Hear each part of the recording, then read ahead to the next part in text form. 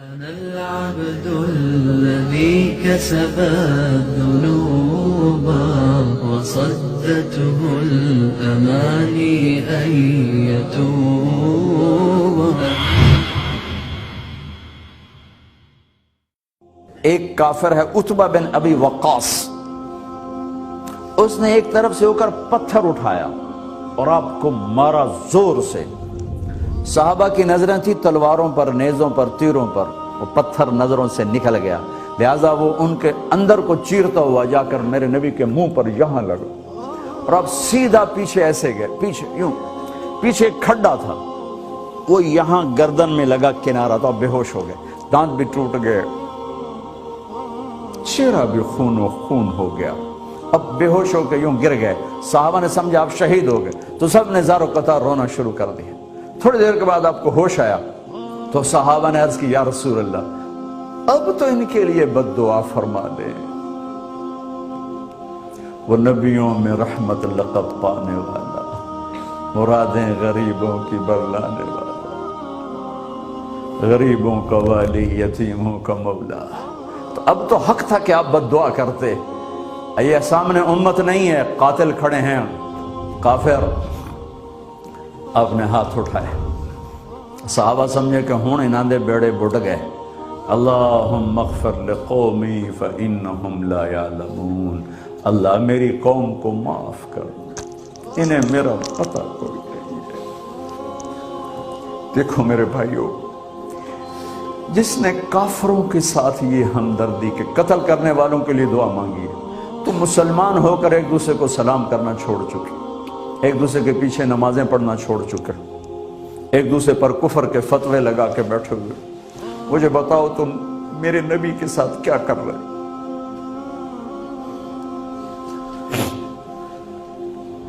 وہ تمہیں فرقوں میں بانٹ کر گئے تھے یا امت بنا کر گئے تھے؟ کیوں اس نادان کھیل میں اپنی زندگی برباد کرتے ہو؟ کیوں نہیں مسلمان بن کے رہتے ہو؟ اس امت میں اختلاف شروع سے ہے، ہمیشہ رہے گا، یہاں تک نہ جاؤ کہ ایک دوسرے پر کفر کے فتوے۔ جنت میں کون جائے گا؟ سنیوں نے کہا وہابی کافر، وہابیوں نے کہا سنی کافر، بریلیوں نے کہا دیوبندی کافر، دیوبندیوں نے کہا بریلوی کافر، شیعہ نے کہا سنی کافر، سنی نے کہا شیعہ کافر۔ جنت میں کون جائے گا؟ کچھ تو بھائیو میرے نبی کی محنت کی قدر کرو۔ میرے نبی تو غیروں کو اپنا بنانے آئے تھے، ہم نے اپنوں کو غیر بنا دیا۔ جو نفرت کی آگ وہاں بھڑک رہی ہے، یہاں مت بھڑکاؤ۔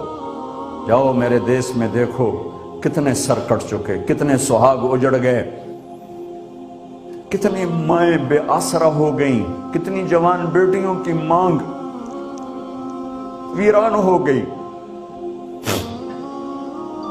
کیا اسی کا نام اسلام ہے؟ اسی کا نام عشق رسول ہے؟ اسے وہ دین کہتے ہیں۔ ایک دوسرے کی مسجدوں میں نہیں جاتے ہو، ایک دوسرے کے پیچھے نمازیں نہیں پڑھتے ہو، جنت کے ٹھیکیدار بن گئے ہو۔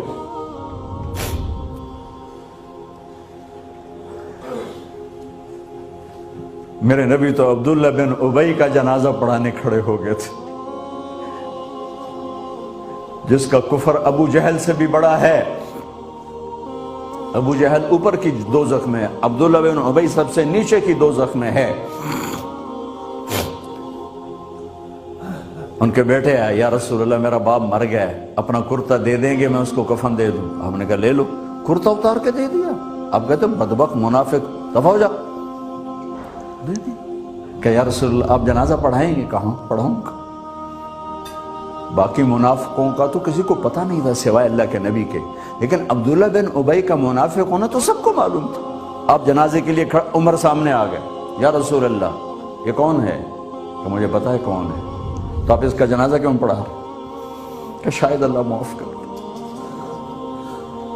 کہ عمر پیچھے ہٹ جا، مجھے پتہ ہے یہ کو، میرے اللہ نے کہا ہے تو ان کے لیے دعا کر یا نہ کر، میں معاف نہیں کروں گا، میں کرتا ہوں شاید اللہ معاف کر دے۔ پھر فرمایا کہ میرے اللہ نے کہا اگر تو 70 دفعہ بھی ان کے لیے دعا کر تو میں معاف نہیں کروں گا۔ اگر میرا اللہ کہتا اے میرے محبوب اگر آپ 70 دفعہ اس کے لیے دعا کریں گے تو میں معاف کر دوں گا، تو میں اس کم بخت کا 70 دفعہ جنازہ پڑھا دیتا۔ مجھے بتاؤ تم کہاں سے یہ دین لے کر آئے ہو جس میں تم فرقوں میں بٹ گئے ہو، نفرتوں کی آگ تم نے لگا دی ہے، یہ کہاں سے اسلام آیا ہے؟ میں تمہیں اللہ اس کے رسول کا واسطہ دیتا، امت بن کے رہو، مسلم بن کے رہو، کوئی گنجائش نہیں، اپنے اپنے عقیدے پر پکے رہو، دوسرے کے لیے گنجائش رکھو۔ کیوں اس قدر ظلم و ستم ڈھائے ہوئے ہیں؟ میں نیا تبلیغ میں گیا، کالج سے نکلا، ہماری جماعت ایک گاؤں میں گئی، ایک مسجد میں، تو امام صاحب آئے، ہمیں ماں بہن کی گالیاں دی اور ہمارے بستر اٹھا کے باہر مسجد دھوو، کتے اندر واڑ آئے۔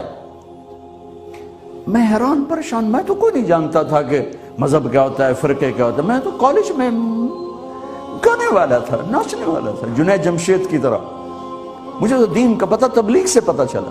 میں حیران پریشان کہ یہ مولانا صاحب کہہ رہے ہیں کہ یہ گستاخ رسول ہیں، اور مسجد دھو دو باہر کھڑے ہو، یہ مسجد میں کھڑے ہو کر ماں کی گالی دے رہے ہیں، بہن کی گالی دے رہے ہیں، تو پھر معیار دین کیا ہے؟ اتنی نفرت، اس قدر دوریاں۔ اگر ہم کافر تھے تو ہمیں گلے سے لگاتے، ہمارے نبی کی طرح ہمیں کھانے کھلاتے، ہمیں پانی پلاتے، پھر ہمیں بات سمجھاتے، لیکن ماں بہن کی گالیاں، مسجد میں کھڑے ہو کر، امام مسجد۔ ہم پنجاب کے زمیندار ہیں، گالی دینا ہماری سرشت میں ہے، لیکن مسجد میں کانپ جاتے تھے کہ کسی کو الو کا پٹھا بھی کہہ دیں۔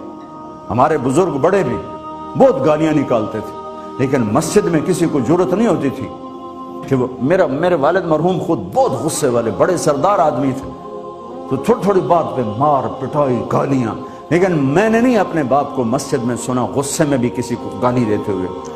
ماں بہن کی گالیاں نکالو، اور ساتھ یہ کہہ رہے ہیں کہ یہ گستاخ رسول ہیں، ہم یہ کافر ہیں، ان کو نکال دو، کتے آ گئے، مسجد دھوو۔